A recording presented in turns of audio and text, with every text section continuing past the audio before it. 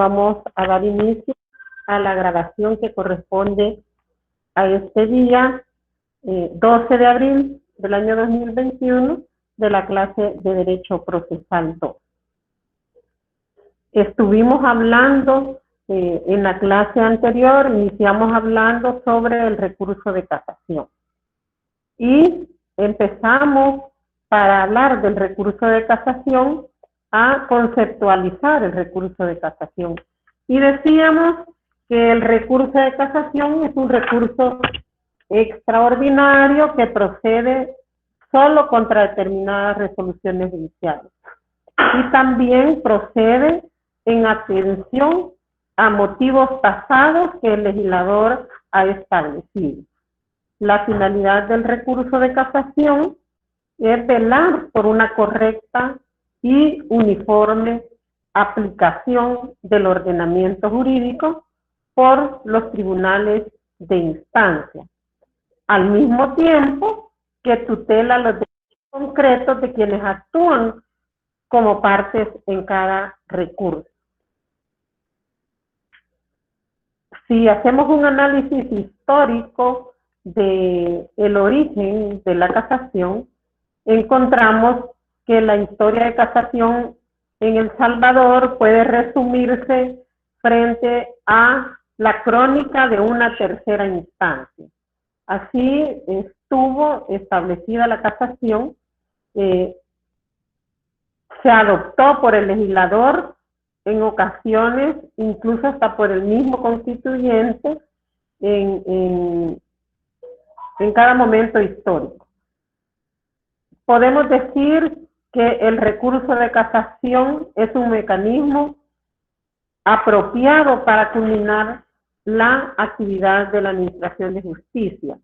Y este recurso de casación lo que trata es que la Administración de Justicia tenga plena garantía de seguridad jurídica sin prescindir de alguna manera de ese fin de la justicia individual de cada una de las personas que intervienen en cada proceso.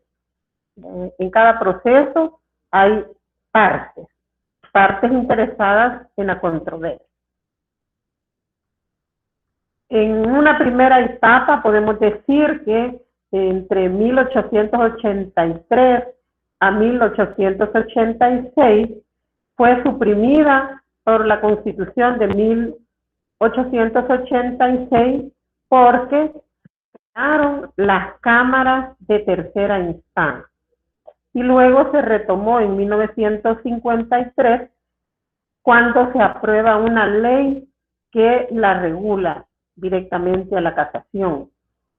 Y esta ley viene a liquidar lo que se conoce como la tercera instancia, lo que se conocía como la tercera instancia. De acuerdo a lo que establece nuestro Código Procesal Civil Mercantil, podemos decir que se derogó la ley de casación de 1953. Esa ley de casación varias veces fue reformada y se mantenía una tradición jurídica heredada de la España, ¿verdad? La mayor parte de los países del mundo confían en la casación como un instrumento de revisión de las resoluciones judiciales. Y esa se le deja a un órgano único y lo centralizan en la Corte Suprema de Justicia. Estas decisiones, al margen de la trascendencia que pueden tener en el caso concreto, digamos, en lo ordinario tienen una trascendencia en el caso concreto en el que las partes se involucran.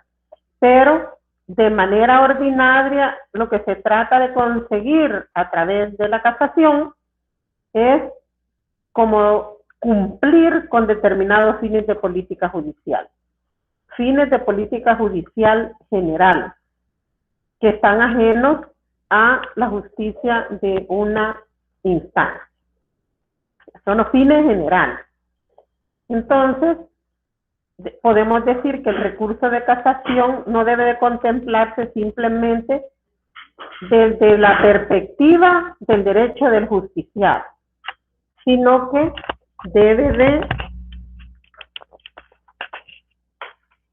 debe también de tomarse en consideración como una tercera oportunidad de reexaminar la contienda.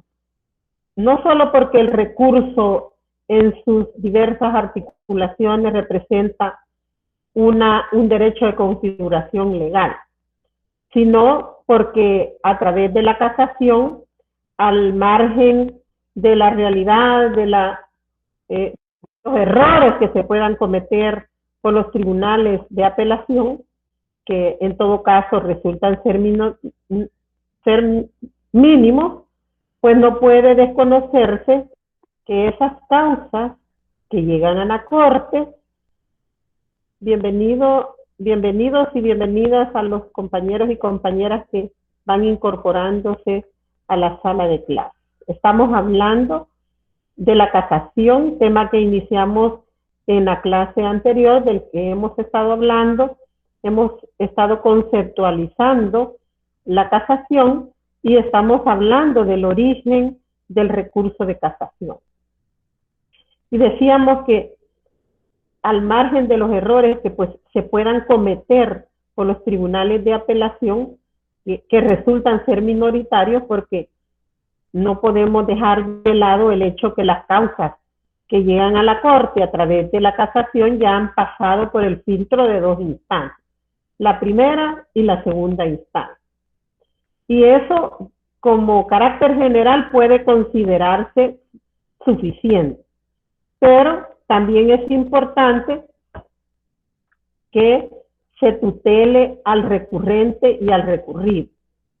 No puede por sí mismo la existencia del recurso de casación explicarse como la tutela del recurrente y el recurrido, sino que este recurso también está en buena medida conectado a un fin general. O sea, ese fin general que es la seguridad jurídica.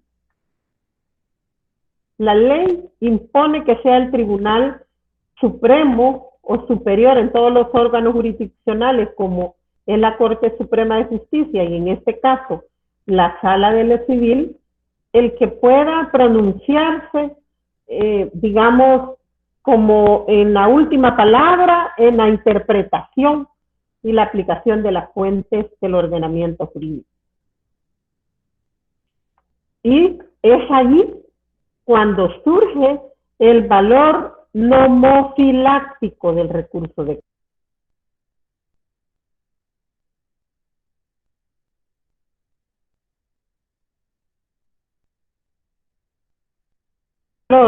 este valor nomofiláctico que tiene como efecto el recurso de casación, lo mencionamos y lo identificamos cuando la jurisprudencia es la referencia uniformadora de los criterios jurídicos judiciales.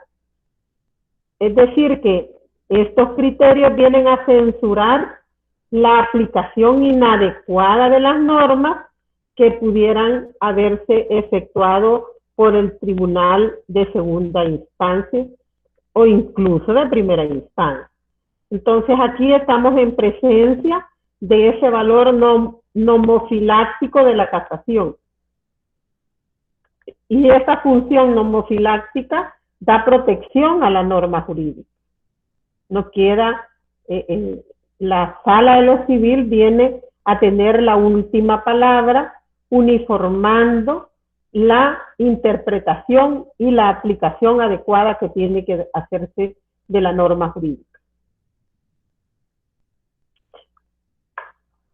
El recurso de casación se ha discutido desde sus orígenes y de acuerdo a los distintos países y a las diversas crisis de reforma que han tenido cada país, que han ido mutando el catálogo de resoluciones impugnables a través de este recurso, y también han incluido ciertos principios dentro de este recurso, como puede ser la oralidad en el procedimiento, que es como el más relevante en nuestro medio, ¿verdad? Que nosotros tenemos la oralidad, pero hay muchos países que aún no la tienen. Sin embargo, la casación en el paso de los siglos sigue permaneciendo y es innegable que para esta casación se han creado y siguen considerándose imprescindible este recurso en un Estado de derecho civilizado. Hemos hablado en las cuestiones generales de los recursos, la falibilidad humana, pero no solamente eso, que la casación es un recurso, sino también el valor nomofiláctico de la misma, ¿verdad? El de uniformar los criterios jurisprudenciales. Además de eso, hemos mencionado que la casación opera solo para determinadas resoluciones judiciales. Y de acuerdo a lo que establece nuestro Código Procesal Civil Mercantil, el recurso de casación solo cabe contra determinadas resoluciones judiciales. Y esta restricción que hace el legislador respecto a que solo opera para determinadas resoluciones judiciales es que le da su nota característica como un recurso extraordinario. En concreto, cabe contra sentencias y autos pronunciados en apelación. Y esto elimina la posibilidad de la casación per saltum desde la primera instancia, siempre que se encuentre dentro de los supuestos que el legislador ha establecido. Hemos mencionado el per saltum. El per saltum es una voz latina que significa por salto. Y en latín ese significado significa el salto de instancia. El per saltum es una herramienta legal que opera una vez que una causa tiene sentencia del juzgado competente de primera instancia y si esa causa reviste gravedad institucional, las partes pueden llevar el caso al Tribunal Superior Máximo, que es la Corte Suprema de Justicia. Es decir, a través de la vía rápida llegan a una sentencia definitiva de la Corte.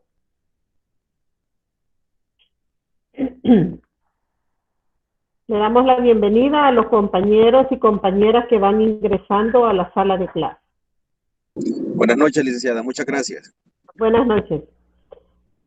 Decíamos que el per saltum sirve para saltar esas instancias y llegar a través de la vía rápida a una sentencia definitiva de la Corte.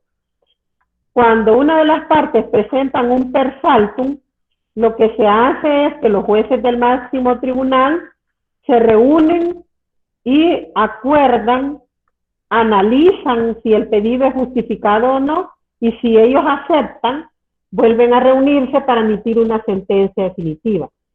Si lo rechazan, la causa continúa su trámite natural. Eso opera en algunos países. En nuestro medio no existe el per saltum. En los países en los que existe el per saltum tienen limitaciones. La sentencia no puede tener o no debe de carecer del efecto de la cosa juzgada material, pues de ser así queda excluida del recurso.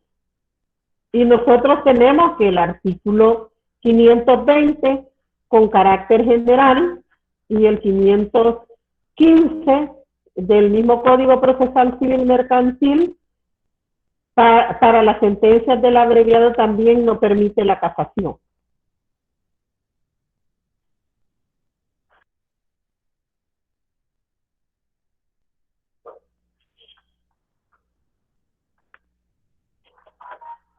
También los autos que admiten la casación deben de haber sido dictados en el ámbito de los mismos procesos declarativos, civiles o mercantiles.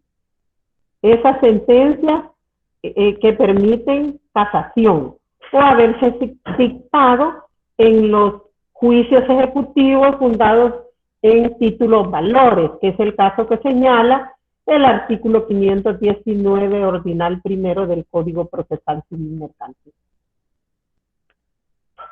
También es importante que reconozcamos que fuera de los litigios civiles y mercantiles también se permite la casación de las sentencias definitivas. También sentencias definitivas, no auto, dictados en apelación al amparo de la Ley Procesal de Familia. Y ustedes eso lo encuentran en el artículo 519 ordenal segundo y también las del Código de Trabajo que la señala el artículo 519 ordinal tercero. Para estas sentencias también se entiende que opera la limitación derivada de la cosa juzgada, pues ese es un precepto genérico. También es importante recordar, Mercedes, ¿tenía una pregunta? Sí, licenciada, fíjese que la voy siguiendo en la lectura en las diapositivas. Entonces, después de que usted habló del per salto o algo así, sigue un literal B, pero no encontré el literal A. No sé si así está bien las diapositivas. Cuando empieza a hablar de los autos que admiten casación. Vamos a ver.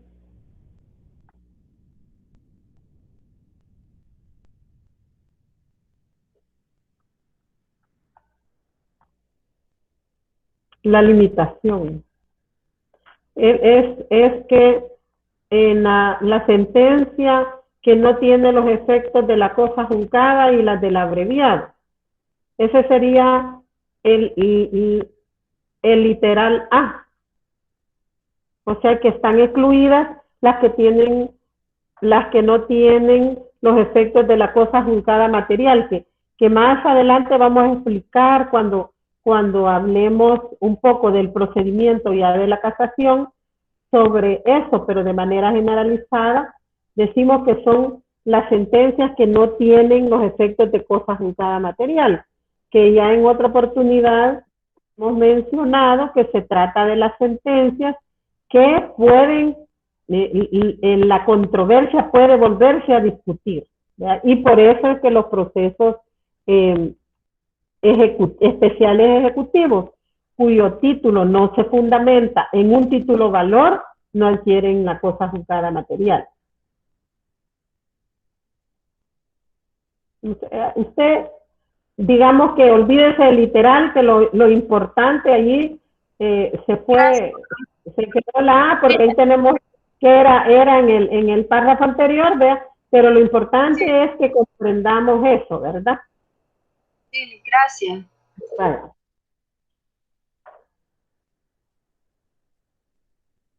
Entonces, quiero ver, ¿alguien más tenía algo otra inquietud?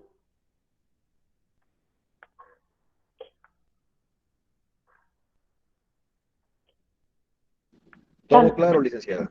Bueno, también tenemos que recordar que no es necesario mencionarlo, pero sí lo debemos de recordar porque, tal como lo señala el artículo 520 del Código Procesal Civil Mercantil, ya se han excluido estos actos extrajudiciales contra los que no cabe la casación respecto de las resoluciones que adoptan los notarios en los asuntos de jurisdicción voluntaria, que son los casos de la ley del ejercicio notarial y de la jurisdicción voluntaria.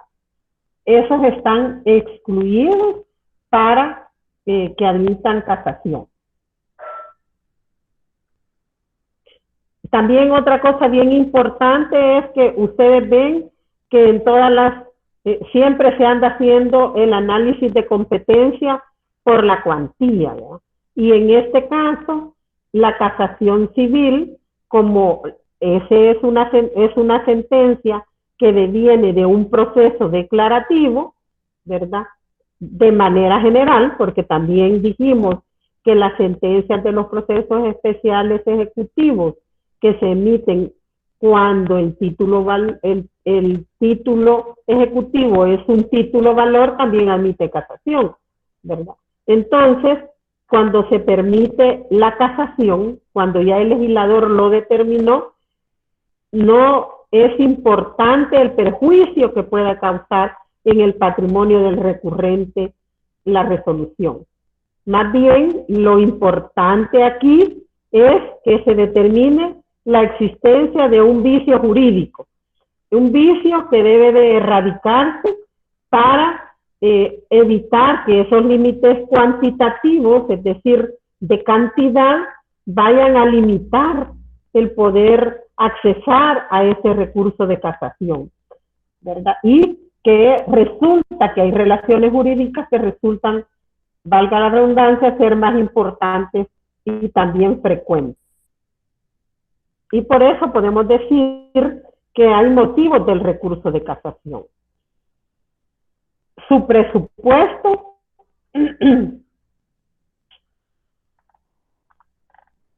es la infracción jurídica.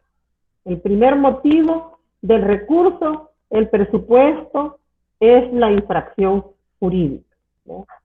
La casación, como hemos dicho, es un producto histórico que se adopta por las necesidades jurídicas de cada país. Y la casación tiene características bases uniformes que le dan esa característica extraordinaria y restringida. Pero eso no quiere decir que la casación deje de fuera parcelas de control jurisdiccional. Ellos porque, en primer lugar, tiene una política legislativa en torno a ese alcance objetivo que tiene la casación. Es decir, que se sigue confiando en ese valor nomofiláctico que tiene la casación, en esa uniformidad que crea la casación a través de la jurisprudencia, del ordenamiento procesal o sustantivo, o elimina algunos de su control, ¿ya? Entonces, eso es una técnica legislativa en determinar cuáles son las resoluciones y cuáles son las parcelas jurisdiccionales que son objeto de control, porque se sigue confiando, como decía, en ese valor nomofiláctico y la uniformidad de la jurisprudencia que crean los tribunales casacionales.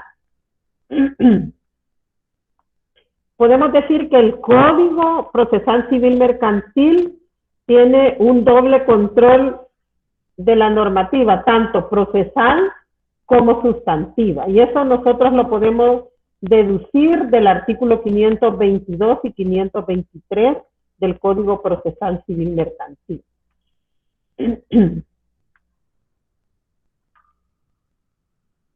La casación, en el artículo 521, se entroniza como el objeto de este recurso alrededor de este concepto de infracción jurídica, ¿verdad?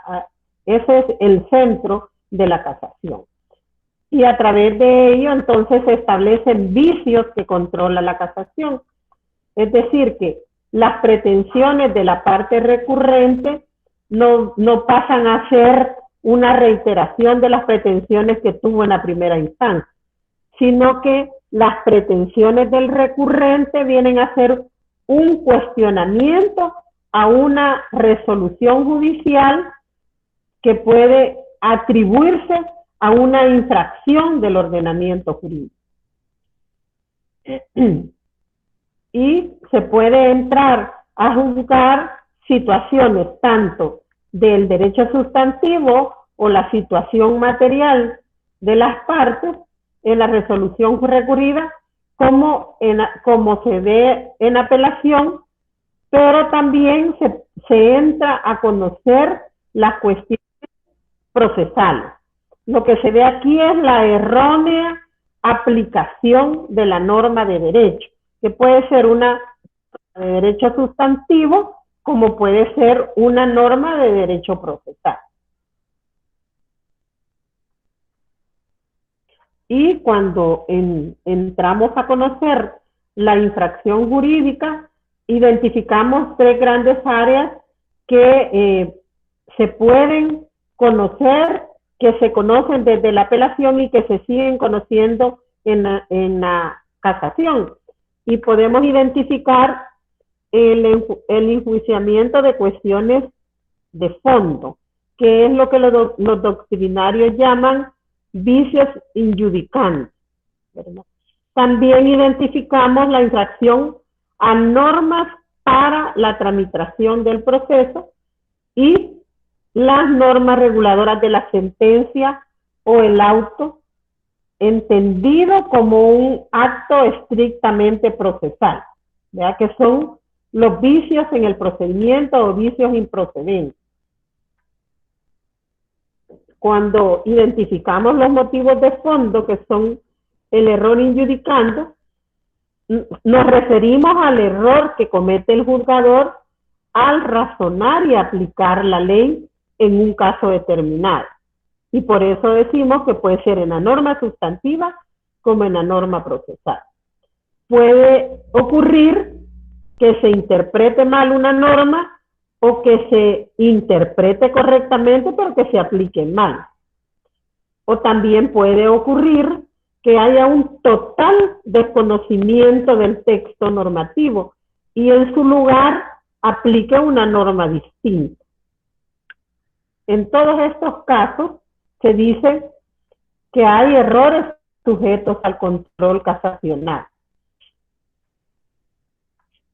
El código establece causas para acceder a la casación y mediante contraponer un enunciado abierto que trata de la infracción de ley o de doctrina legal frente a, en el artículo 522 del mismo Código Procesal Civil Mercantil, frente a un listado cerrado de infracciones genuinamente procesales que señala el artículo 523 del mismo Código.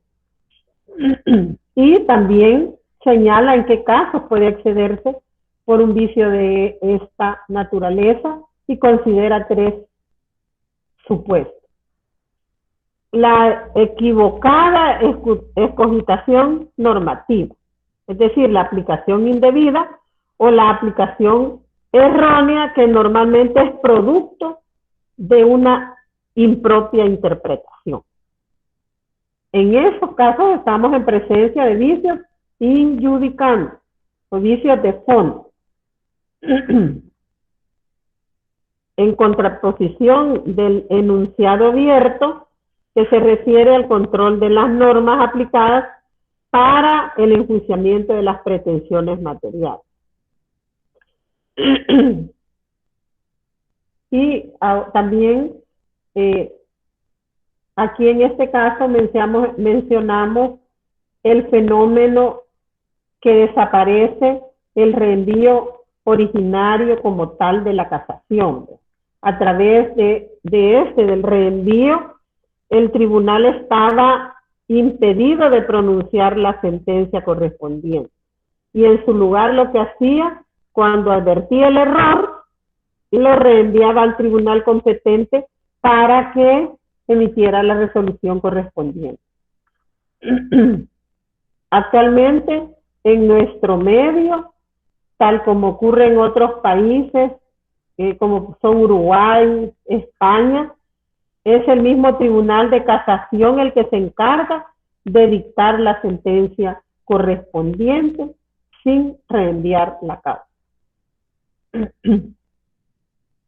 Por otra parte, también debemos de mencionar que las Cortes Supremas de Justicia han reflexionado en ese papel de controladoras de la legitimidad y han utilizado el recurso de casación para adentrarse de lleno cuando ellos lo consideran oportuno en el análisis fáctico. y hacen una tarea más propia de los jueces de instancia. Y en esos casos se ha privilegiado la justicia en el caso concreto sobre la uniforme aplicación e interpretación de la ley. También tenemos normas sujetas a control. Ley o doctrina legal. Se infiere básicamente las normas sustantivas que contemplan el supuesto de hecho que se está conociendo o controvertiendo en el proceso. Obviamente que no solo son reglas del enjuiciamiento de fondo las que se aplican al caso concreto, ¿no? Hay, por ejemplo, normas que regulan la legitimación procesal en cualquiera de sus variables, que puede ser la legitimación activa, la pasiva, la pluralidad de legitimados, la intervención de terceros, una sucesión procesal, que hay reglas que regulan estas circunstancias. Y también hay motivos procesales de control de los presupuestos subjetivos que no están incluidos en ese artículo 523 del Código Procesal Civil Mercantil. Por ejemplo, las que permiten y regulan la fijación de los hechos del caso. También las que están al margen de la prueba. Por ejemplo, cuando se da admisión de pruebas o inadmisión por notoriedad judicial. Son los supuestos que señala el artículo 314 del Código Procesal Civil Mercantil. Hay casos en el que es necesario, resulta necesario acudir a la actividad probatoria y devienen igualmente procesales y no sustantivas las normas que regulan eso.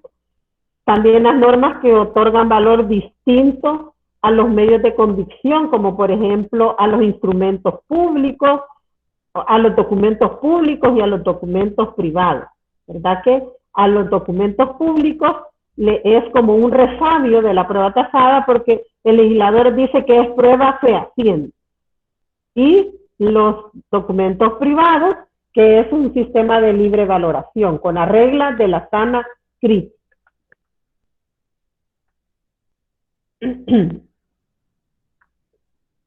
Es decir, que ese concepto genérico de infracción deja cubiertas las distintas modalidades, pero el uso alternativo de la frase errónea aplicación no tiene que limitar de ninguna manera el conocimiento ni el debate dialéctico carente de sentido. En definitiva, con ambas expresiones se está haciendo una alusión a la antijuricidad de la resolución que se está impugnando a través de la casación.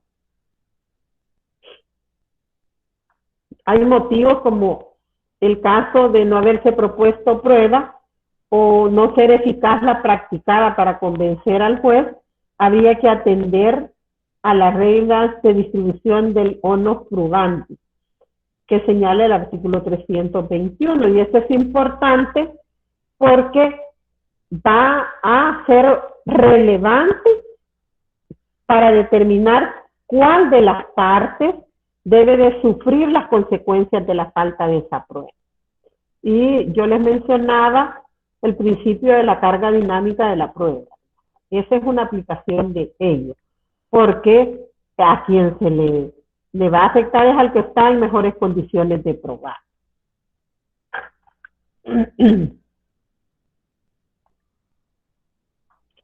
Es decir, que todas estas normas que intervienen tanto en la imputación subjetiva de la pretensión, es decir, la legitimación de las partes, tanto activa como pasivamente, como en esa confección de las premisas fácticas del juicio de fondo, esas no tienen ninguna cabida en el artículo 523 dedicado a las infracciones procesales.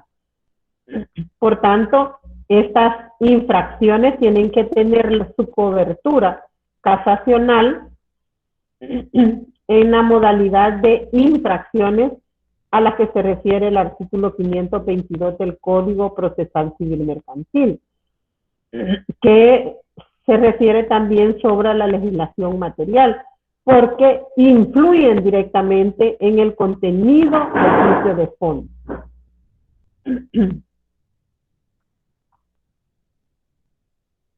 También es importante mencionar que este precepto tampoco delimita el marco de las relaciones materiales ni el rango de las normas sujetas a control. Es decir, que con carácter general se tratan de relaciones jurídicas, civiles o mercantiles que se heterocomponen jurisdiccionalmente en los procesos regidos por el Código Procesal Civil Mercantil. Y también es importante mencionar que en cuanto al rango de las disposiciones que están sujetas a control a través del recurso de casación, va a abarcarse todas las escalas de la pirámide normativa. Se parte de la Constitución y los preceptos de legalidad ordinaria, los tratados o convenios, también los reglamentos que en algún momento puedan regular algún elemento de la relación que se está controvirtiendo en el proceso. También es importante mencionar que cuando el legislador se refiere a ley o doctrina legal, que son los que se emplean en el artículo 522, tienen que leerse como sinónimos de legalidad en su más amplio significado. Hay dos modalidades de infracción casal. Las que menciona el artículo 522.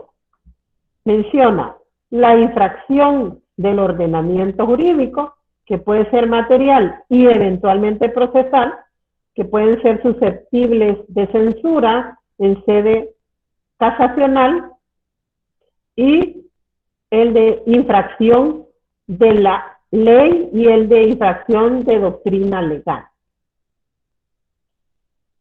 Esta infracción de ley tiene que ser entendida como una infracción directa de la norma causada por la resolución recurrida. Y lo que hace es que se hace un cotejo entre el texto legal y la interpretación y la aplicación judicial que se ha hecho de él. El Código Procesal Civil Mercantil, en el artículo 522, pues se enseña que tiene que haberse producido infracción de ley y que tiene que ser por alguna o varias de las siguientes circunstancias. Es decir, que ha habido una indebida aplicación de la norma. Es decir, que esta no era relevante para la solución del caso, pero sin embargo se aplicó. También la aplicación errónea de la norma, ¿ya? Cuando se produce por el juzgador un defecto de intelección en cuanto al contenido y al alcance de esa norma. La interpreta mal o bien se deducen consecuencias jurídicas que no son las deseadas por el legislador. Y por otra parte, una inaplicación pura y simple de la norma que sí era necesario aplicar al tema que están deduciendo las partes. Era necesario que el juzgador lo tomara en cuenta para la decisión.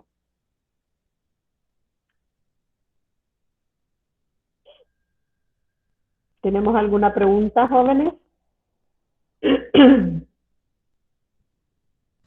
Solamente no sé si puede repetir el último link, porfa. Los motivos, decíamos que lo que pasa en la infracción de ley es que hay una infracción directa de la norma que está en la resolución que se está recurriendo. Y lo que se hace cuando ese es el motivo que se alegue en el recurso es que se hace un cotejo entre el texto legal, la interpretación que se ha hecho y la aplicación que se ha hecho de esa norma. A veces resultan que las sentencias son contradictorias porque por una parte dicen una cosa, pero se resuelve otra. La norma dice esto, se interpreta de esta manera, pero se resuelve de manera contradictoria. Entonces, el artículo 522 señala que cuando se ha producido una infracción de ley, por alguna de estas circunstancias que les he mencionado, que son tres, vean, que lo que puede ocurrir es que se aplicó indebidamente la norma, es decir, que esa norma que el juzgador aplicó no era relevante para la aplicación del caso, sin embargo la aplicó. Puede ser porque hubo un error en la aplicación, pero puede ser que también la desconociera la norma que debe aplicar. ¿Verdad? Lo que sí es que se determina que hubo una aplicación indebida. Y por otra parte, se aplicó una errónea norma. ¿Por qué? Porque el legislador en su análisis intelectivo, en cuanto al contenido y al alcance de esa norma, la interpreta mal. O si no la interpretó mal, pero sí dedujo consecuencias jurídicas que no fue la intención del legislador. Es decir, que esas consecuencias jurídicas que puede estar dando el juzgador no son las deseadas por el legislador. Y acordemos que el tema del recurso, los motivos son establecidos por el legislador. Y por eso es importante que se haga el análisis teleológico de las normas que se aplican. Porque cuando se hace ese análisis o esa interpretación teleológica de la norma, se escudriña cuál era la intención del legislador con esa norma. Entonces, muchas veces el juzgador puede hacer ese análisis intelectivo en cuanto al contenido y al alcance, y al interpretarlo mal, la interpreta mal o deduce consecuencias jurídicas indeseadas. Y la otra es que hay una aplicación simple de la norma. Es que sí esa era la norma que se tenía que aplicar, ¿verdad? Pero no hay una interpretación intelectiva, no hay, hay una inaplicación pura y simple de la norma. Es decir, que esa norma sí concernía aplicarse, pero el juzgador simplemente no la aplica de manera simple, pero no hace un análisis intelectivo de por qué no la aplica, porque cuando se hace ese análisis intelectivo, esa fundamentación de por qué no se aplica, pues probablemente no se vaya a configurar el vicio de fondo casacional, ¿verdad? Porque hay una inaplicación pura y simple, y que sí concernía aplicar. ¿Estamos claros?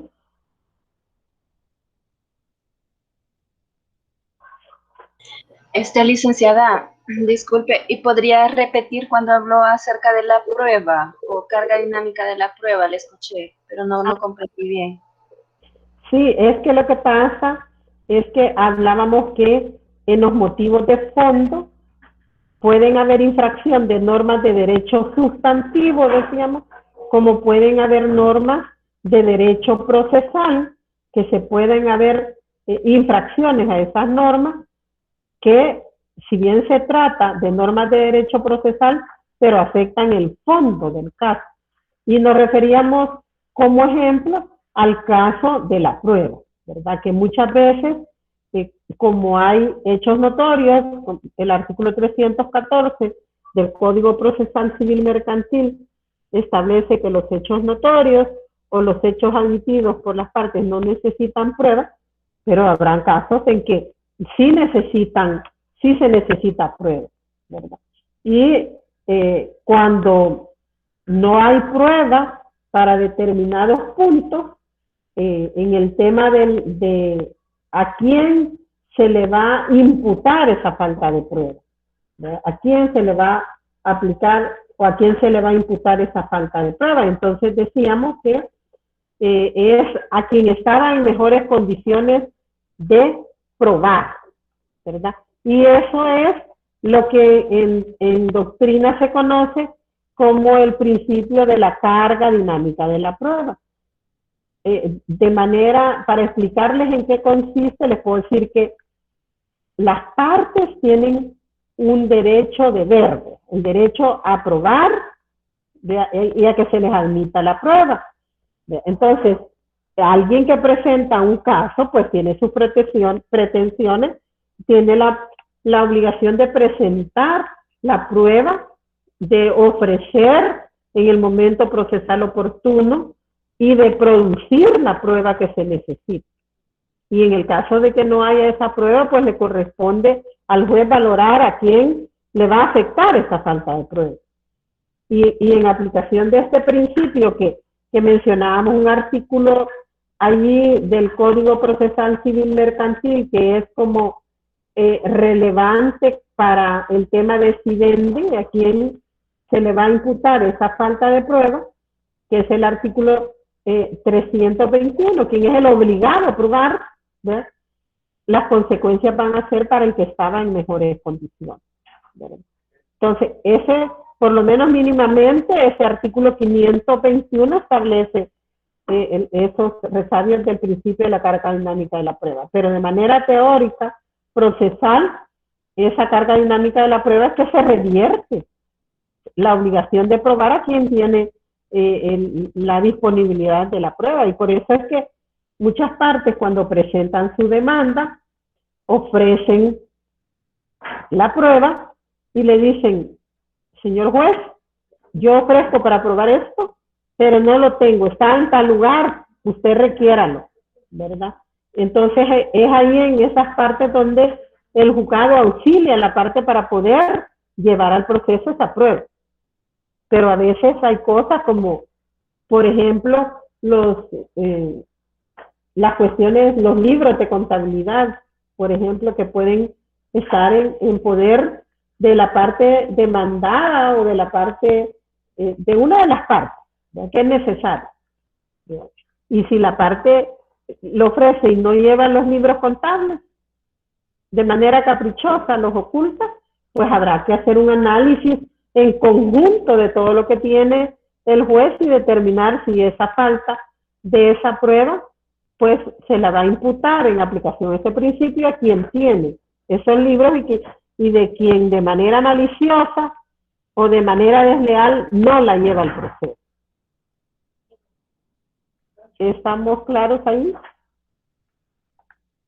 Licenciada, solo así un poco, o sea, confundida.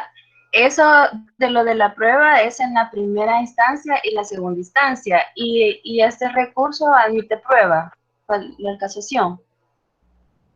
Es que yo les decía que ya vamos a ver, no hemos empezado a ver el procedimiento, que la regla general es que la prueba solo se produce en la primera y en la segunda instancia. La regla general es que no existe posibilidad de que se produjera prueba en la tercera instancia, pero pueden haber casos excepcionales en los que se podrá producir prueba en el recurso de casación. Que esos casos excepcionales van a ser valorados por el Tribunal Casacional en los casos en los que se reclamó en la segunda instancia la falta o la inadmisión ilegal de la prueba. Y aún sigue persistiendo el vicio en la segunda instancia.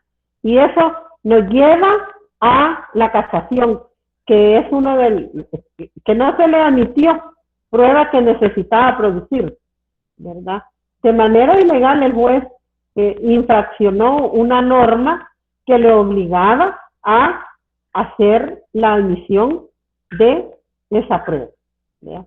Pero lo que debe de predominar en este recurso es que hay un quebrantamiento a la ley o a la doctrina legal.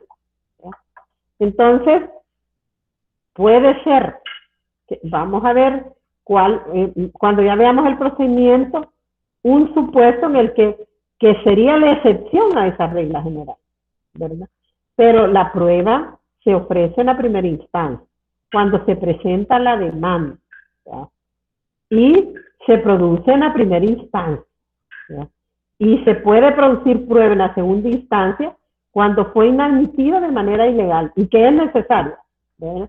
Es necesaria porque cuando se ofrece la prueba, se ofrece y se dice ¿para qué? ¿Qué es lo que va a probar con esa prueba? Pero imagínense que están alegando de que no le admitieron de manera ilegal una prueba y hay otros elementos probatorios que se admitieron para ese mismo efecto, pues el tribunal al momento de analizar estos motivos tiene que hacer siempre una supresión hipotética o una incorporación hipotética de este medio probatorio, y si de acuerdo a lo que se ha planteado esto pudiera alterar el resultado, entonces habrá que valorar si es necesario y proporcional admitirla y producir. Pero lo vamos a ver con mucho más detalle en el procedimiento. Gracias. Bueno. ¿Alguien más tiene alguna otra inquietud?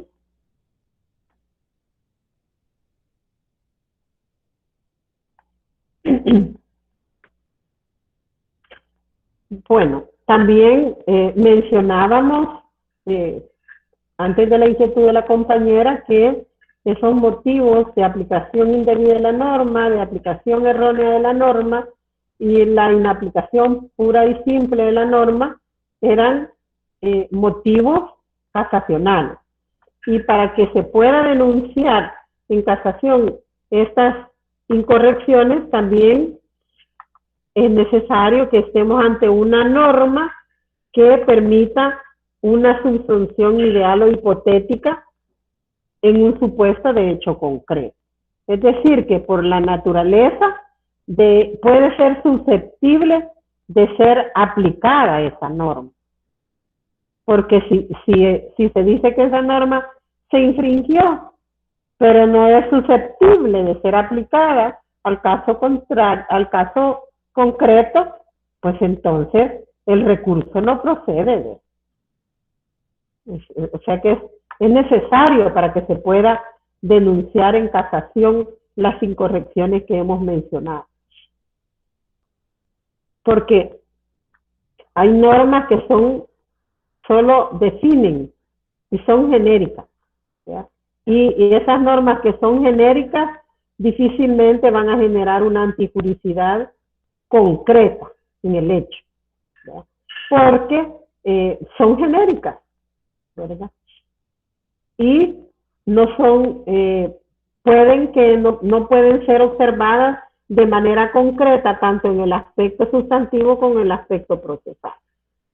Y el listado del artículo 523 presupone infracción de normas procesales, por lo demás, digamos, raras en la práctica. Cuando mencionamos la infracción de doctrina legal, se quiere decir que hay una infracción indirecta de la norma, porque esta infracción se produce cuando se resuelve por el Tribunal de Apelaciones, interpretando o aplicando la norma que es relevante para el caso de un modo distinto. No tanto en el significado literal, sino al significado que establece la Corte en cuanto al contenido y al alcance de ese precepto. Aquí recordamos el valor nomofiláctico del recurso de casación, ¿ya? Que es importante, la uniformidad de las interpretaciones, ¿ya? Que se generan a través de los precedentes jurisprudenciales casacionales. Entonces aquí lo que se está alegando es, no es que se aplicó o se aplicó la norma o se interpretó la norma para el caso contrariamente a lo que literalmente establece la misma, sino que al significado que ha hecho en ese valor nomofiláctico la Sala de lo Civil de la Corte Suprema de Justicia. Y para que se trate ciertamente de doctrina legal, pues el criterio hermenéutico que haga la Sala de lo Civil tiene que haber sido recogido en 3 o más sentencias constantes. Deben de ser uniformes y no interrumpidas por otra doctrina legal. Así lo pueden encontrar ustedes en el artículo 522, párrafo 2 del Código Procesal Civil Mercantil. Ustedes pueden observar que nosotros tenemos el término doctrina legal en vez de jurisprudencia, ¿verdad? Que en alguna medida, de acuerdo a la teoría, de acuerdo a los procesalistas y en otros ordenamientos jurídicos, son sinónimos. De hecho, la jurisprudencia ha venido a sustituir la doctrina legal, pero conceptualmente distinta esos conceptos en nuestro medio, porque en la figura del precedente judicial, que es en otros países, como en el Common Law, es propio de esos países, en estos países lo que importa es la máxima jurídica, es decir, el supuesto de hecho al que se está anudando esa máxima jurídica. Y ese supuesto de hecho con la máxima jurídica forman el precedente. Y ese precedente en el sistema de common law vincula a los tribunales inferiores. En el sistema continental europeo y también en los países iberoamericanos, la jurisprudencia se entiende sobre todo en función de las máximas que acuñan los tribunales supremos. Ello sin perjuicio de que cada máxima, al estar referida a una determinada norma jurídica, puede hacerse un catálogo plural, pero siempre van delimitando supuestos de hecho. La doctrina legal, no con la jurisprudencia en nuestro medio, no constituye fuente de derecho en El Salvador. Siguiendo la tónica de los países de nuestro entorno. Solo si la Constitución o una norma legal lo establece. Por tanto, la jurisprudencia tomada así no tiene un efecto vinculante, a diferencia de la ley y la costumbre que establece el artículo 2 del Código Civil. Sin embargo, no puede dejarse de reconocer que hay una vinculación en estricto sentido que se ejerce sobre los tribunales de instancia. Esa posibilidad de que se pueda fundar un recurso de casación únicamente en la infracción de la doctrina legal.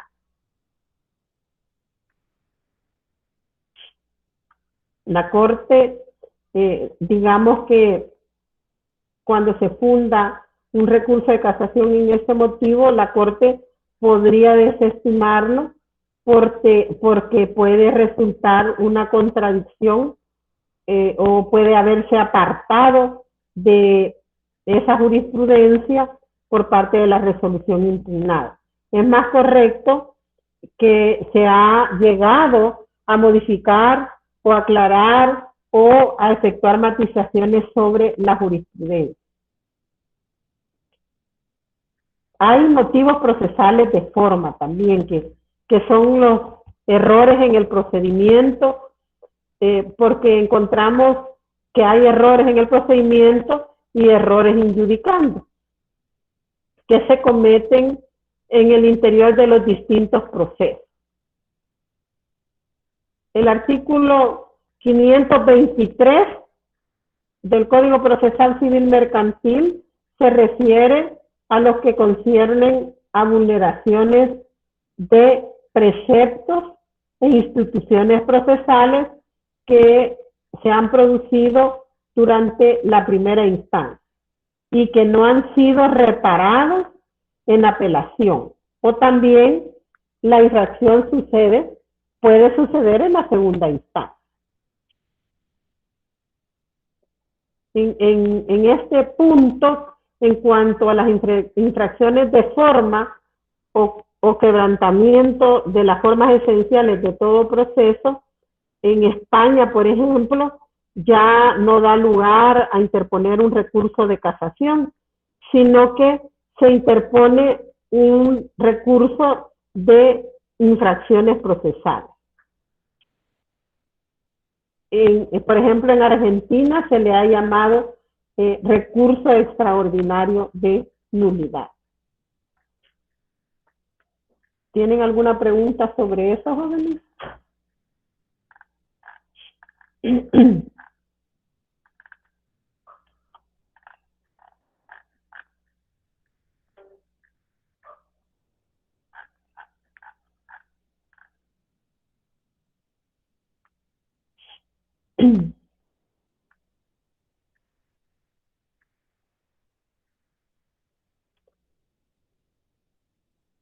Bueno, también es importante mencionar que si bien en algunos países la casación de infracciones por motivos de infracciones procesales se le llama casación, o en otros países se le llaman recursos extraordinarios de nulidad, pues en puridad del contenido es el mismo, es decir que se conoce sobre los errores en el procedimiento o los vicios de actuación que cometen los jueces en su función de impartir justicia. Hay alguna justificación que han tenido algunos sobre excluir del conocimiento de estos vicios a través de la casación de manera doctrinaria. Y autores como Calamandrei refieren que la razón es que el control casacional sobre estos errores no responden de hecho a la regla general de exclusión del control de los hechos, como para efectuar una misión depuradora de los errores del procedimiento. Y no hay otro camino, dice, que convertirse en propio y verdadero juez de los hechos. Primero debe examinar una cuestión de hecho y luego debe de establecer el error en el procedimiento. Entonces hay un defecto de actividad que no es posible examinar las normas jurídicas, sino que tiene que examinar los diversos hechos, es decir, las actividades a través de las cuales el juez va desenvolviendo el proceso. Y solo examinando esos hechos dice que es posible controlar la irregularidad de la sucesión de los actos exteriores que vienen a constituir el proceso, que viene a ser el objetivo al que va dirigida la casación por vicios del procedimiento, más que al control de la justicia de la sentencia o la irregularidad de su proceso en su formación.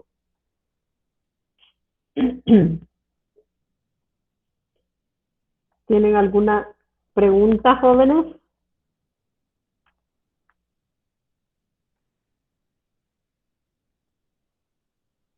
Les recuerdo que ya está en el Classroom el laboratorio.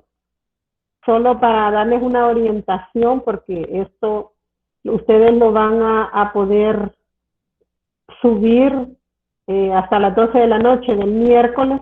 Ahí les agregué una sentencia que se emitió en un recurso de casación. Y ahí les he agregado unas preguntitas que son fáciles porque es de acuerdo a lo que hemos visto hasta ahorita y estamos viendo de la casación, que les va a ser fácilmente identificable cuando ustedes lean esa sentencia. Voy a subirles en el Classroom más adelante un esquema de un recurso de casación para que ustedes lo puedan tener como un medio de consulta y para que ustedes les pueda servir para construir un recurso de casación para un caso concreto.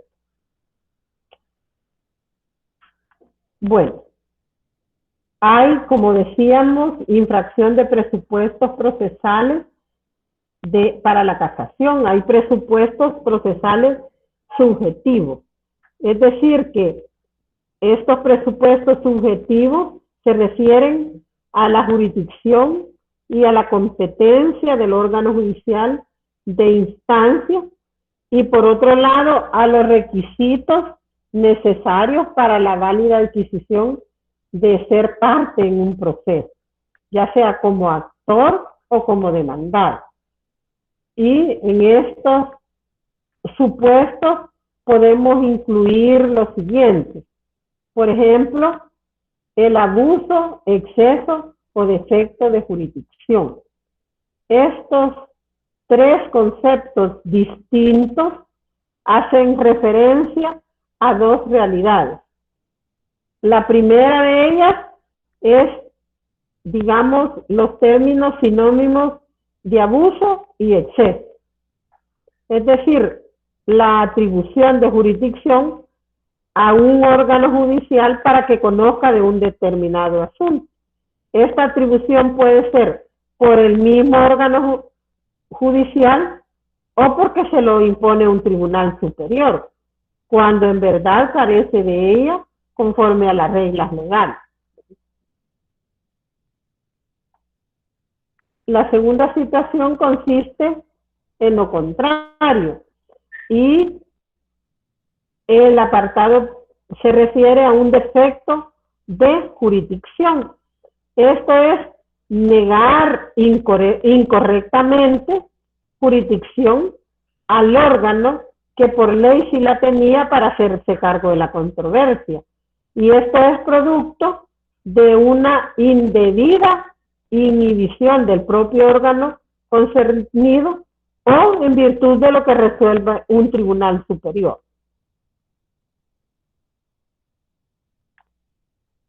En todo caso, estamos enfrentando a variantes de infracción jurídica, ya sea por inaplicación del fuero o por una interpretación o aplicación incorrecta del mismo. Este motivo no distingue por tratarse de las reglas de jurisdicción por razón de la materia, es decir, que sean administrativas y que no sea un conflicto judicial, o que aún siendo corresponda su conocimiento a tribunales de otro órgano jurisdiccional, o también por razón del territorio. Criterios también de conexión internacional o con elementos de extranjería. A este motivo, también el de falta de competencia, se reconducen todas las infracciones de cualquiera de los criterios que atribuyen competencia a los tribunales civiles siempre y cuando se trate de fueros improrrogables, indisponibles, lo que sucede siempre con la competencia objetiva y con la competencia funcional, incidentes y recursos. Imaginen que un tribunal de primera instancia se le ocurrió que él es el competente para determinar la admisibilidad de un recurso de apelación. ¿No? Imagínense que un tribunal de primera instancia se irroga competencia para conocer de una demanda en contra del Estado cuando la ley no le habilita para ello. También respecto de la competencia territorial, puede hablarse de infracción casable, de una infracción casable, cuando se trata de fueros legales indisponibles. No pueden alterarse por sumisión expresa ni tácita de las partes. De fueros donde cabe sumisión, pero esta no se suscribe o no resulta válida. Es decir, porque no se realiza con los requisitos formales exigibles, manteniendo así toda su eficacia el fuero legal.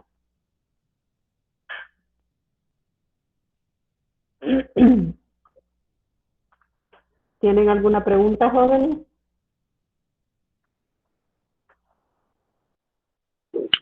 No, Lic, vamos bien. Gracias.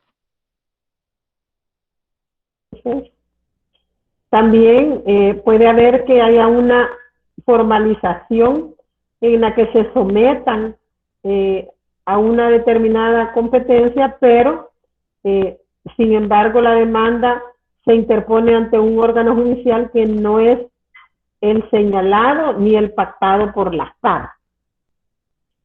Y el juez se irroga la competencia. En todos estos ámbitos, y lo denuncian las partes, ¿no? Entonces puede surgir que no obstante el juzgado o la cámara se haya irrogado una competencia que no poseen, se les desposeyó de la misma de manera contraria a la legalidad. También puede haber casos así. O se irrogan o se les desposee. De uno u otro modo hay falta de competencia. Se puede hablar de este apartado casacional. También hay circunstancias, decíamos, de sumisión al arbitraje y al pendiente compromiso. Hay materias de orden público que no admiten la sujeción a la vía arbitral, y también la suscripción de un convenio o la inserción de una cláusula contractual por el que las partes, en caso de un conflicto sobre un asunto de naturaleza civil o mercantil, se someten a la autoridad de un árbitro o a un tribunal arbitral. En esto se excluye la intervención de los tribunales de justicia y se traduce en una auténtica regla particular de exclusión de la jurisdicción por razón de la materia. Yo les decía que en este caso hay precedentes jurisprudenciales en los conflictos de competencia en los que se han establecido precedentes, que esos precedentes siempre son revisables porque a veces los criterios jurisprudenciales de competencia no son uniformes, ¿no? Y no son ininterrumpidos. Entonces, uno de los precedentes, de los últimos que yo he tenido conocimiento, es que en el caso de que las partes se someten al arbitraje y aún así la parte presenta su conflicto al juez competente, en el caso de que no se hubiesen sometido a arbitraje, pues se dijo que quien debe de alegar la incompetencia es la otra parte. ¿Ya? Es la parte a quien afectaría el conocimiento y a quien sería sometido al conocimiento de arbitraje, porque se ha dicho por parte de la Corte que es una puerta más para las partes para el acceso a la justicia y que así debe de interpretar. La falta de capacidad para ser parte de actuación procesal y de postulación se refiere a la ausencia de los requisitos que señala el Código Procesal Civil Mercantil para poder tener la capacidad de ser parte. También a los requisitos de la capacidad procesal para actuar en juicio. Y también de la postulación o representación judicial. La infracción de cualquiera de las normas que señala el Código Procesal Civil Mercantil al respecto, pues trae consigo el otorgamiento de capacidades a quien, sin embargo, no ha acreditado el cumplimiento de lo necesario, o a la inversa, se le ha negado y cumple con los atributos que la ley exige. Entonces, hay una infracción legal. Y cualquiera que sean esos defectos sobre la personalidad de los litigantes, pues afecta a la correcta constitución de la relación jurídica procesal en su vertiente subjetiva. Y ese defecto, si no se hubiera cometido o se hubiera subsanado, ¿qué es lo que deberá verificarse a través del recurso? ¿Tienen alguna pregunta, jóvenes? Por el momento no, licenciada, de mi parte no. Licenciada. Hola. Yo sí, pero no respecto al tema, sino respecto al laboratorio. Ajá. O al trabajo que vamos a presentar. ¿Y sería posible que nos pueda dar usted, no sé, hasta el viernes para entregarlo? Si no fuera mucho uso. Lo podemos dejar para el viernes. Sí, Muchas le puedo dar gracias. hasta el viernes. Ya le voy a cambiar la fecha de entrega. Muy Perfecto, agradecida. licenciada. Muchísimas gracias. Vaya, aquí le voy a cambiar la fecha. Y gracias, Rosemary. Bueno, Bueno, la hora. Vamos a ver Gracias. el viernes que tenemos. Gracias. El viernes es 16. Vaya, vamos a cambiar ahí para el 16. Lo único que, para que me quede, no va a ser hasta la medianoche, sino hasta las 8 de la noche hoy. Está bien, licenciada. Perfecto. Gracias. Muy bien, licenciada. Gracias. Vaya. Entonces, si no tenemos más interrogantes, les agradezco su atención y pasen buenas noches.